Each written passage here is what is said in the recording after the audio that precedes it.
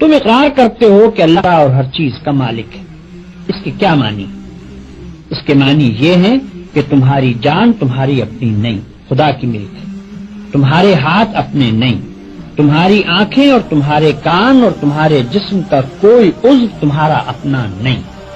یہ زمینیں جن کو تم جوتتے ہو، یہ جانور جن سے تم خدمت لیتے ہو، یہ مال اسباب جن سے تم فائدہ اٹھاتے ہو، ان میں سے بھی کوئی چیز تمہاری نہیں.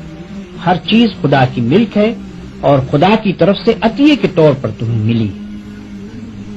اس بات کا اقرار کرنے کے بعد تمہیں یہ کہنے کا کیا حق ہے کہ جان میری ہے، جسم میرا ہے، مال میرا ہے اور فلاں چیز میری ہے.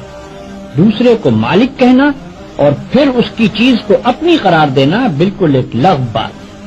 اگر در حقیقت یہ بات سچے دل سے مانتے ہو کہ ان سب چیزوں کا مالک خدا ہی ہے تو اس سے دو باتیں خود بخود تم پر لازم ہو جاتی ہیں. ایک یہ کہ جب مالک خدا ہے اور اس نے اپنی ملکیت امانت کے طور پر تمہارے حوالے کی ہے تو جس طرح مالک کہتا ہے اسی طرح ان چیزوں سے کام لینا چاہیے. اس کی مرضی کے خلاف ان سے کام لیتے ہو تو دھوکہ بازی کرتے ہو. تم اپنے ان ہاتھوں اور پاؤں کو بھی اس کی پسند کے خلاف ہلانے کا حق نہیں رکھتے. تم ان آنکھوں سے بھی اس کی مرضی کے خلاف دیکھنے کا کام نہیں لے سکتے. تم کو اس پیٹ میں بھی کوئی ایسی چیز ڈالنے کا حق نہیں ہے جو اس کی مرضی کے خلاف ہو. تمہیں ان زمینوں اور ان جائیدادوں پر بھی مالک کے منشا کے خلاف کوئی حق حاصل نہیں ہے. تمہاری بیویاں جن کو تم اپنی کہتے ہو اور تمہاری اولاد جن کو تم اپنی کہتے ہو، یہ بھی صرف اس لیے تمہاری ہیں کہ تمہارے مالک کی دی ہوئی. لہذا تم کو ان سے بھی اپنی خواہش کے مطابق نہیں بلکہ مالک کے حکم کے مطابق ہی برتاؤ کرنا چاہیے.